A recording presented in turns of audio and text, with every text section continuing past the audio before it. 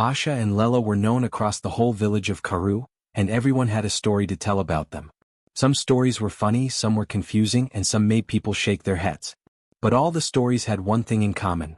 Asha and Lela were always at the center of some kind of mischief. They were like a pair of small storms moving through the village, never harmful but always loud, surprising, and impossible to ignore. When people heard laughter, shouting, or sudden footsteps running past their doors, they already knew who it was. Someone would sigh and say, "Those two again." And they were right. Asha, the older sister by 1 year, had sharp eyes that never missed anything. If she saw a basket left unattended, she wanted to peek inside. If she heard someone whispering, she leaned closer. Lela, on the other hand, had quick hands and a faster smile. She could tie a knot, pull a prank, or slip away before anyone realized what had happened.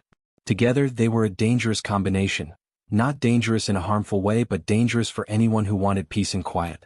They loved excitement, noise, and fun. And the village of Karu, whether it liked it or not, gave them endless opportunities. The villagers called them the Wicked Sisters, though not with true anger. It was a nickname that stuck because the sisters always found a way to stir things up. They hid people's shoes behind water pots. They switched market signs so that fruit sellers ended up in the spice corner and spice sellers stood under the sign for yams. They once rearranged all the stools outside the meeting hall so people sat in different places than usual, confusing even the elders. No one was ever harmed, but everything was always out of order. And every time someone asked who had done it, someone else would point off in the distance and say, "Look, there they go." And Asha and Lela would be seen running, laughing, and ducking behind a tree. Asha especially loved seeing people react to their tricks. She liked the moment when someone discovered something out of place. She liked when people looked around with confusion. To her, confusion meant surprise and surprise meant fun. Lela liked the planning part. She enjoyed deciding how to move quietly, when to strike, and how to escape before anyone saw her. She liked the feeling of sneaking away unnoticed, even if she sometimes giggled too loudly. They were partners in every bit of trouble, never working alone, always thinking as one. Despite their constant mischief, the sisters were not bad children. They were simply full of energy, too much for one place to hold. They woke up early, long before the sun fully rose, and they dashed outside before their mother could ask them to help with chores. They chased goats, climbed fences, and hopped over puddles as if the entire village was their playground. Their laughter spread through the air like little bells that refused to stay quiet.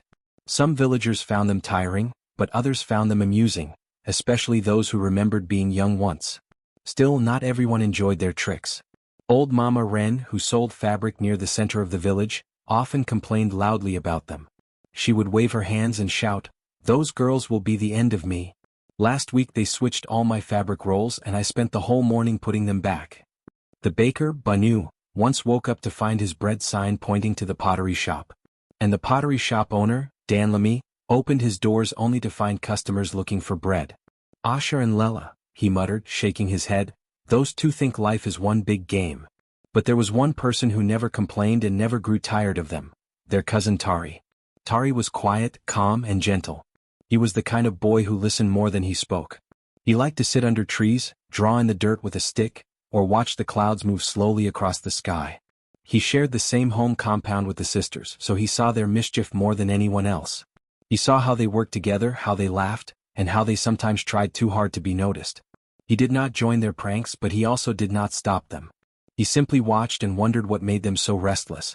Tari often thought the sisters were searching for something, maybe attention, maybe excitement, or maybe a feeling of importance. He noticed that after every prank, after the laughter died down, after the running and hiding ended, the sisters always had a quiet moment. They would sit together, breathing hard, smiling but looking a little lost. It was in those moments that Tari felt a small tug in his heart. He wished they knew how to use their energy for good things, not just for trouble. He wished they knew how much joy they could bring if they used their cleverness in better ways.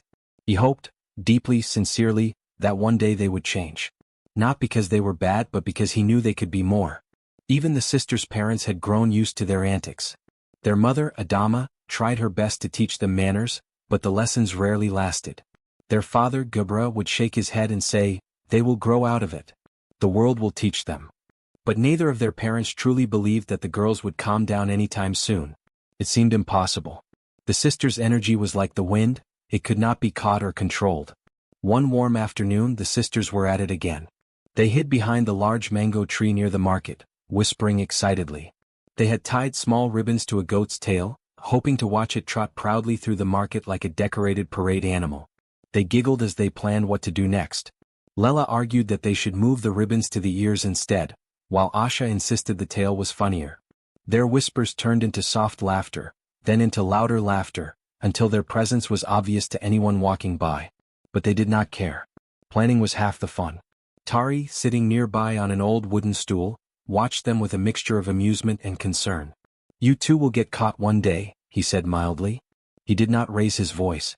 Asha and Lela heard him anyway, and they turned to him with matching grins. "Only if you tell on us," Asha replied. "And you never do," Lela added. Tari shook his head. "I don't need to tell.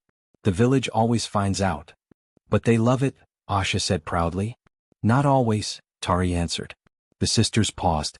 They did not like hearing that, even though they knew it was partly true. They liked the fun of their pranks, but they also liked being liked. They never wanted people to truly dislike them. They wanted laughter, not anger. They wanted attention, not frustration. They wanted to be remembered, not avoided.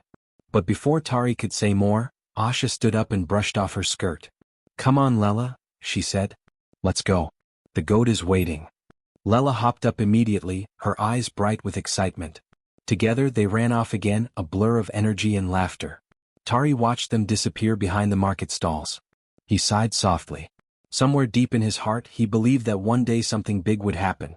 Something that would make the sisters stop, think, and maybe even change. But he never knew when that day would come. He only knew that when it did, the sisters would never see it coming. Asha woke up early that morning, earlier than she usually did. The sun had only just begun to rise, spreading soft gold light over the rooftops of Karu village. The air felt cool and fresh, and the sky looked clear and calm. It was the kind of morning that made people stretch their arms and breathe deeply, feeling like something good might happen. Asha stepped outside to look around, thinking of what trouble she and Lela could cause that day. She was about to return inside when something bright on the ground caught her eye.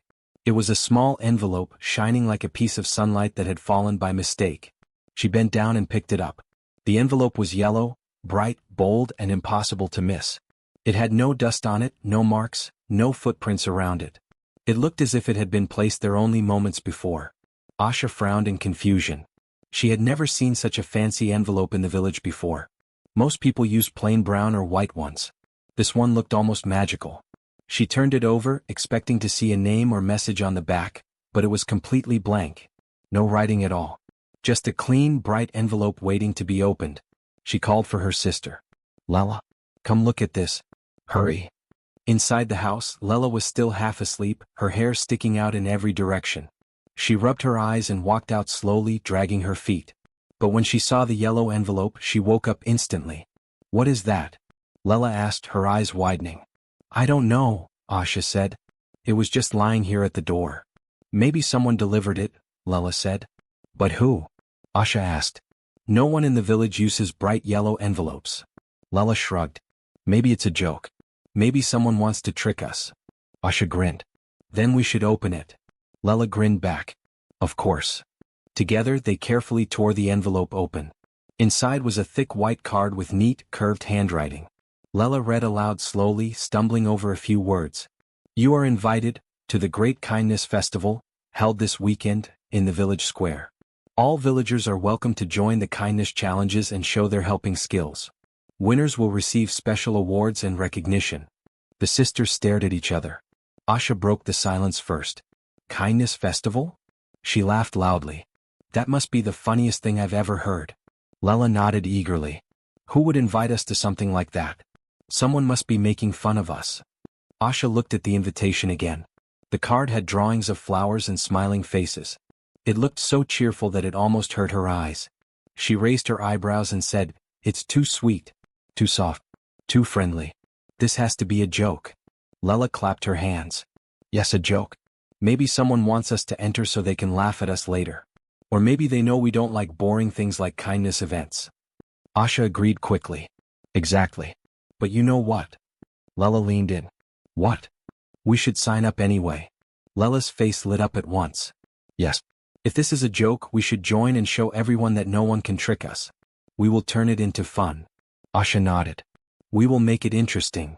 They laughed together, imagining how silly the event would be. Maybe they could rearrange chairs or switch signs again or confuse the judges. They did not know what the kindness festival included, but they felt sure they could turn it into excitement. They always did.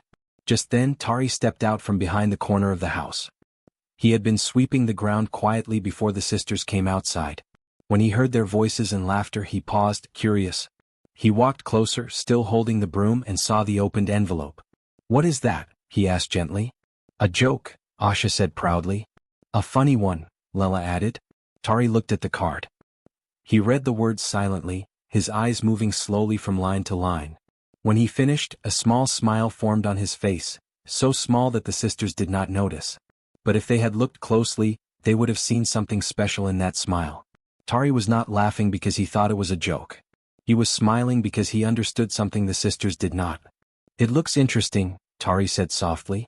"It looks silly," Asha corrected him. "It looks boring," Lela added. "But you're going to join?" Tari asked. "Of course," Asha said. "We can't miss a chance to have fun," Lela said. Tari nodded as if he expected that answer. He placed the broom aside and leaned against the doorway, watching them with calm eyes. The sisters felt excitement growing in their chests. They loved anything new, anything surprising, anything unusual. A bright yellow envelope delivered at dawn? That was the start of something fun. They did not care what the event actually was. They wanted to be part of the mystery. Asha tucked the invitation into her pocket. "Come on, Lela. Let's go tell Mama and Baba. They'll laugh too." Lela jumped around happily. "Yes. Maybe we can even start planning what to do at the festival. We need ideas. Big ideas. Funny ideas. Surprising ideas." Tari watched them run off, their voices echoing through the compound. He shook his head slowly but not in disappointment. He was thinking. He knew the festival well. Every year, the villagers came together to help one another, clean public spaces, visit elders, and perform acts of kindness. The festival was not a competition in the usual sense. It was a way of reminding everyone to care for each other. It was a soft, warm event, not at all the kind of event suited for troublemakers like Asha and Lela. But this year Tari thought things might be different. He remembered something the village council had said. They wanted more young people to join. They wanted to teach kindness by showing it, not by forcing it. They believed even the most difficult children could change if they were given the right chance. Tari knew the council saw potential in the sisters. They were clever, quick-thinking, and full of energy. If only they used those gifts for good instead of mischief, they could be truly remarkable. As the sisters ran off, Tari quietly folded the yellow envelope and placed it on the table. He looked out at the morning sun, thinking of what might happen next. He did not know exactly what the festival would bring. But he knew one thing for sure. Asha and Lela were about to face something new, something unexpected, something that might even challenge them. And the best part of it all? They had no idea. Tari smiled again, this time more clearly. He knew the sisters were walking straight into a lesson they never asked for. A lesson they probably needed. A lesson they would never see coming. Asha and Lela woke up early on the morning of the festival. For once, they did not wake up because they wanted to play a prank. They woke up because they were excited. The Great Kindness Festival was finally here, and they were ready to see what kind of funny mistakes they could cause. They believed the festival would be an easy place for jokes, confusion, and surprises. They walked to the village square with big smiles and even bigger plans. When they reached the square, they found the place full of people. There were colorful cloths hung between trees, baskets of fruit arranged neatly, and signs showing different stations for different activities. Children ran around with laughter, elders sat under shade, and farmers stood proudly by their produce. Everyone seemed happy and peaceful. It made the sisters feel out of place, like two noisy birds in a quiet forest. Tari stood far behind them, watching. He did not join their mischief, but he knew this day would be important for them. He hoped they would learn something new, something good. The festival began with a loud drumbeat. The village council leader stepped forward and welcomed everyone. He spoke about kindness, community, and working together. Asha and Lela exchanged quick looks. The speech was too soft, too sweet, too long. They wanted action. They wanted something they could twist into fun. Then the leader announced the start of the challenges. The sisters hurried to the nearest station. They expected something silly, something they could turn into a joke. But when they arrived, they found a long line of clay pots filled with water. An elder woman sat nearby, leaning on her walking stick. A sign read, "Carry water for elders to their homes." Asha blinked. Lela frowned. "This is the challenge?" Asha whispered. Lela shrugged. "Too simple. Too boring," Asha added. The elder woman smiled kindly at them. Girls, can you help me take this pot home? The sisters forced smiles and nodded. They did not want to refuse. They wanted to appear polite, at least at first. They lifted the pot together. It was heavier than they expected. Their arms shook. Lela almost dropped it. Asha whispered, Hold it straight. You're tilting it. You're also tilting it. Lela whispered back. They struggled all the way to the woman's house. By the time they reached it, their arms felt tired and their legs felt weak. The elder thanked them warmly, and for a moment, the sisters felt something soft in their hearts. But the feeling passed quickly. As soon as they walked away, Asha said, That was too much work. And not funny at all, Lela agreed. They decided to look for a better challenge, something fun. They went to the next station. Here, several tables had books stacked on them. Children sat waiting, swinging their legs. A sign read, Help children arrange books by size. Lela groaned. Books? Really? Asha sighed. This festival is too calm. A group of young children waved at them. Come help us. We need to sort the big books from the small ones. Asha and Lela sat down. At first, they did the task normally, placing big books on one side and small books on the other. But after a few minutes, Asha whispered, Should we switch some books around? Just a few? Not too much. Just to confuse the judges later. Lela grinned. Yes, just a little mischief. They reached for a pile of medium-sized books, ready to mix them into the wrong sections. But just as Asha picked one up, it slipped from her hand and fell to the floor with a loud thump. The children gasped. One little boy hurried to pick it up. Be careful, he said kindly. These are our favorite storybooks. Asha froze. She had not meant to scare the children. She looked at their hopeful faces, their excited smiles. Her hand felt heavy. She slowly placed the book back in the correct pile. Lela watched her and slowly withdrew the books she planned to switch. They continued helping the children, this time without tricks. When they finished, the children cheered and thanked them. One girl even handed Asha a small flower. Asha stared at the flower for a long moment, confused by the warm feeling inside her chest. The sisters left the station quietly. Next, they moved to the farmer's station. The sign read, Help farmers sort vegetables for the market. Large baskets of tomatoes, onions, peppers, and leafy greens were spread out. Farmers smiled warmly when they saw the sisters. One farmer handed them a basket. Can you two help us separate the fresh vegetables from the spoiled ones? We need everything ready before noon. Asha and Lela nodded. Sorting vegetables sounded simple enough. At first they worked normally. But then Lela whispered, Maybe we can mix a few vegetables just for fun. Not too much, just. Before she could finish, a tomato she picked up burst in her hand. Juice splashed across her fingers and dripped onto her skirt. She stared at the mess, startled. The tomato had been too soft and she squeezed it too hard. Asha tried to hold back her laughter, but even she was surprised. That was unexpected. A farmer rushed over. Oh dear, that tomato was overripe. Be gentle with the soft ones. He handed Lela a cloth to wipe her hands. Lela felt embarrassment rise in her cheeks. She nodded and cleaned her hands quietly. She did not even think of continuing the prank. Asha also stopped planning mischief. They continued sorting vegetables with full focus, making neat piles and working faster than anyone expected. The farmers thanked them warmly. One even gave them small pieces of roasted yam as a reward. The sisters accepted quietly. They were not used to people thanking them so kindly. Every station they visited brought a similar experience. Whenever they tried to create mischief, something small happened that stopped them. A book slipping, a pot tipping, a tomato bursting, a broom falling. Nothing dangerous, nothing harsh. Just little things that gently pushed them back to doing the right thing. It was as if the festival itself refused to let them be mischievous. It was as if every challenge wanted to teach them something. Asha felt confused. Lela felt unsure. They were not used to failing at tricks. Usually their pranks went exactly as they planned. But today, every trick collapsed before it even began.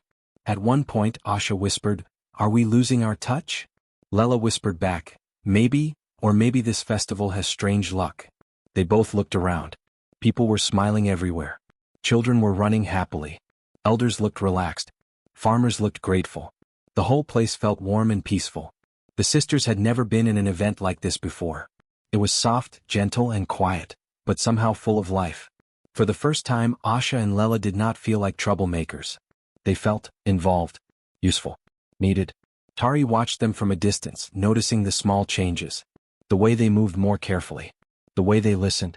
The way they stopped whispering about tricks. His heart felt light. The sisters continued working through the festival, learning slowly that every act of kindness, no matter how small, changed something around them. It changed how people looked at them. It changed how they felt inside. And even though they did not fully understand what was happening, they felt something new growing within them. Something gentle. Something surprising. Something they never expected. Asha and Lela walked through the festival grounds, feeling different from how they felt that morning. They had expected noise, chaos, and chances for mischief. Instead, they found calm faces, happy voices, and warm smiles. At first, it confused them. They were not used to people smiling at them because of something good they had done. Usually, people smiled because they were amused or because they caught the sisters doing something funny or troublesome. But today, the smiles felt different. They felt real, honest, soft. And the sisters did not know what to do with that feeling. As they walked from one station to the next, people waved at them, thanking them for the help they had already given. An elder woman called out, "Girls, thank you again for carrying the water. My back feels better today because I did not have to lift a thing." Asha almost tripped when she heard the words. She was not used to such direct appreciation. Lela felt her ears grow warm. She looked away shyly, kicking a small pebble on the ground. A group of children ran past them calling, "Asha, Lela, come help us again later. You were so fast with the books." They giggled and waved. Usually the children ran from the sisters, not toward them. The sisters glanced at each other, surprised. By midday the sun sat high above the village square, casting warm, bright light over everything. The air smelled like roasted yam, ripe fruits, and fresh vegetables. People sat under the wide shade trees, chatting softly. Others moved from station to station, doing tasks with cheerful energy. Somewhere nearby, someone played soft drum rhythms, creating a peaceful background sound. Asha and Lela sat on a wooden bench near the center of the square. They were tired, not the tired that came from running and laughing and playing tricks. This tiredness was different. It was the kind that came from working hard, from lifting things, carrying things, sorting things, and helping people who needed help. But strangely, they did not feel upset about it. They did not complain. They simply breathed in the warm air and watched the people around them. Tari walked over and sat down beside them. He had been helping at different stations too. He looked calm as he always did. Asha looked at him suspiciously. "Why are you smiling like that?" she asked.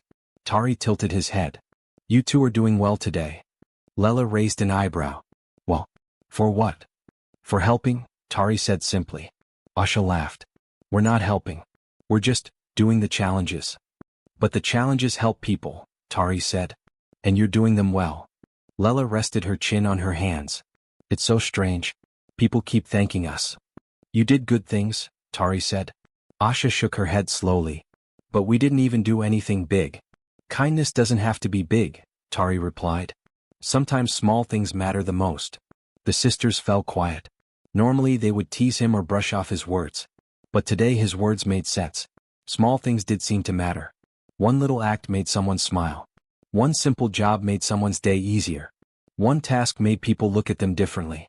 After a few minutes, Tari stood up. "Come on. I'll show you something." The sisters followed him. He led them to a station where several people were cleaning up leaves around an elder's hut.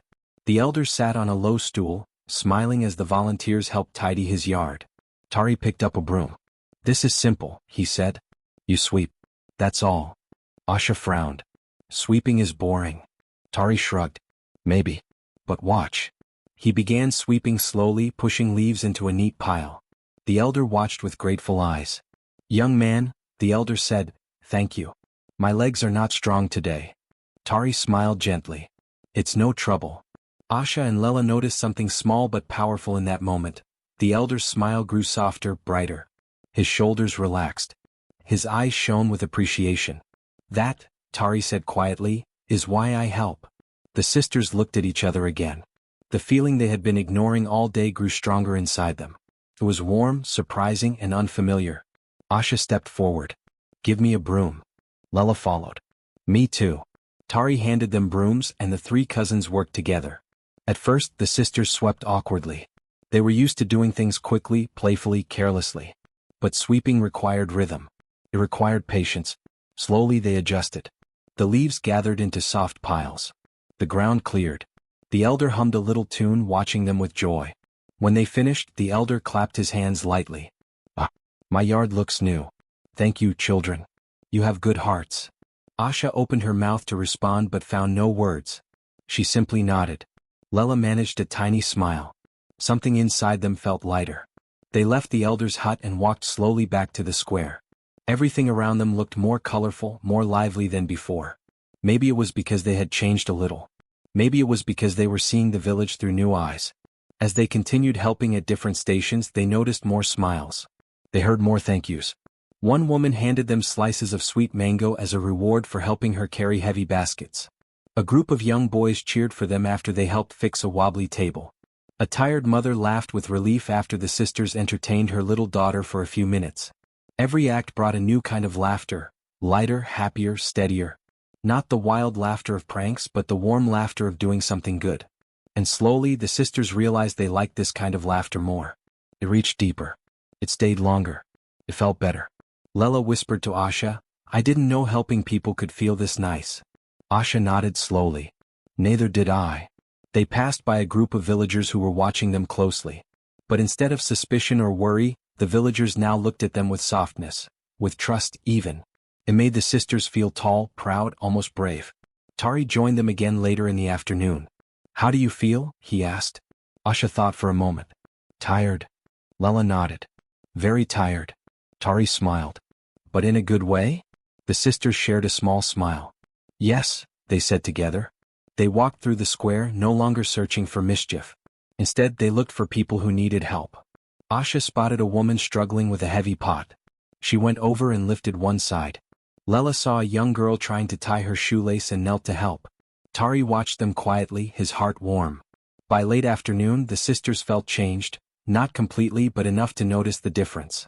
They did not know how to describe the feeling inside them. It was gentle. It was calm. It was good. And as they moved through the festival with new purpose, one thing became clear. Kindness brought more joy than mischief ever had. It brought connections. It brought appreciation. It brought smiles that stayed in the mind long after the moment passed. The sisters had never expected to enjoy the festival. They had never expected to learn anything from it. They had never expected to feel proud of helping others. But now, as the sun began to lower in the sky, Asha and Lela felt something they had never felt before. A shift of heart.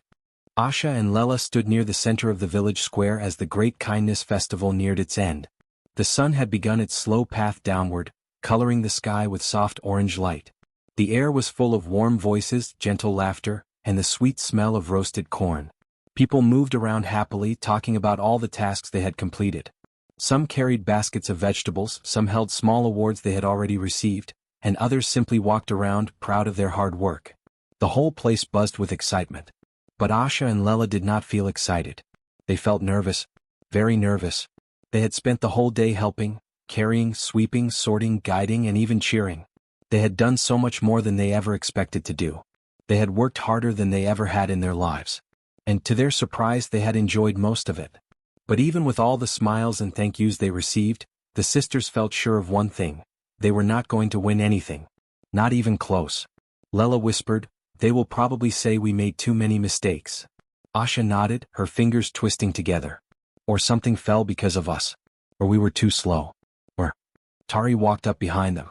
"Why do you look worried?" he asked calmly. Asha sighed. "Because we weren't the best." Lela added, "We were just learning." Tari smiled gently. Sometimes learning is more important than being the best. But the sisters did not believe that. Not yet. They felt unsure. They felt awkward. They did not feel like winners. Soon, the village council leader stepped onto a small wooden platform. He raised his hand and everyone grew quiet. The only sound left was the soft flutter of cloth banners in the breeze. His voice carried across the square. "Thank you all for joining this year's Great Kindness Festival," he said. "Today we worked together. We supported one another. We showed kindness in many ways. Now it is time to celebrate the participants who stood out." A small hush fell over the crowd. Asha swallowed hard. Lela squeezed the edges of her shirt. Tari stood beside them, his calm eyes watching everything. The leader continued, "We will begin with the special awards." People clapped softly. A few children bounced excitedly. Asha and Lela stood very still, hoping not to be noticed. They planned to clap for other winners, then quietly walk home. They did not want attention. The leader raised a bright ribbon. "This first award is for the most helpful pair." Asha and Lela looked at each other. Helpful pair? That couldn't be them. The leader smiled warmly. This pair surprised us all with their spirit, their effort, and their willingness to learn. They worked hard at every station. They brought smiles to many faces. They showed that even those known for mischief can shine beautifully when given a chance. Asha's heart began to pound. Lela's eyes went wide. Tari stepped back slightly, smiling. And the award for most helpful pair goes to, the leader paused for effect. Asha and Lela. The crowd burst into applause, real applause. Hands clapped loudly. Children cheered. Elders nodded proudly. Farmers raised their hands in celebration. Asha froze. Lela gasped. They looked at each other as if the ground had opened under them. Us. Asha whispered. Us. Lela repeated louder. Tari nodded slowly. Yes, you. The leader motioned for them to come forward. Asha and Lela, please step up. The sisters walked forward, but their legs felt like jelly. Their steps were slow, careful, uncertain. They felt thousands of eyes watching them, but for the first time in their lives, those eyes did not hold suspicion or annoyance. They held encouragement, warmth, approval. When they reached the platform, the leader placed a bright ribbon around both their shoulders. It said "Most Helpful Pair" in bold letters. Asha touched it gently, almost afraid it would disappear. Lela blinked several times, not sure she was awake. The leader placed a hand on each of their shoulders. You two worked very hard today, he said. You listened. You cared. You tried. That is what kindness is all about. Asha felt tears prickle her eyes, but she blinked them away quickly. Lela looked down at her feet, her heart swelling with a new kind of pride. When they stepped down from the platform, dozens of villagers gathered around them. Well done, girls, one farmer said, clapping them on the back. You surprised us all, an elder woman added with a warm laugh. We're proud of you, said a mother carrying her baby on her hip. The sisters felt almost overwhelmed. People smiling at them for good reasons felt strange, but good. Very good. Asha whispered to Lela, I didn't know this would feel so nice. Lela whispered back, me neither. It feels special. Tari walked over and stood between them. You see, he said softly, kindness brings a different kind of joy. Asha looked at him thoughtfully. Better than mischief joy. Lela nodded. Much better. As the sun continued to sink toward the horizon, the festival slowly came to an end. People began to pack up baskets, fold cloths, and walk home with tired but happy faces. Asha and Lela did not run around as usual. Instead, they walked slowly with Tari, feeling calm and peaceful. When they reached the gate of their family compound, a few older boys called out jokingly, Here come the wicked sisters. Asha rolled her eyes at first, but then she noticed something. The boys were smiling, not mocking smiles, not annoyed smiles, but friendly ones. Lela laughed softly. They said it nicely. Asha nodded. For once. As they walked inside, more villagers passed by and said the nickname again, but with cheerful voices. There go the wicked sisters. Good job today, wicked sisters. We are proud of you, wicked sisters. The sisters shared a long look. The nickname used to feel sharp, like a reminder of their troublemaking ways. But now it sounded soft, friendly, almost like a title of honor. It carried a new meaning, one the sisters had earned through kindness, effort, and heart. Asha smiled wide. I kind of like it now. Lela laughed. Me too. That night, as they settled into their beds, the village quieted down around them. The moon rose high, shining pale light through the windows. Asha stared at the ceiling, thinking about the day. She whispered, Lela, did you ever think we could win something like that? Lela whispered back, never. Not even in a dream. Asha turned slightly. Do you think we changed? Lela thought for a moment. Maybe a little. Not too much. But enough. Asha smiled. I think so too. Tari, in the next room, heard their soft voices and smiled quietly to himself. He knew the festival had touched their hearts in a way nothing else had. He knew this was just the beginning of a new chapter for the sisters. Not a perfect chapter. Not a calm chapter. But a better one. From that day forward, Asha and Lela still carried their old nickname. People still called them the Wicked Sisters. But now, when they heard it, they no longer felt like troublemakers.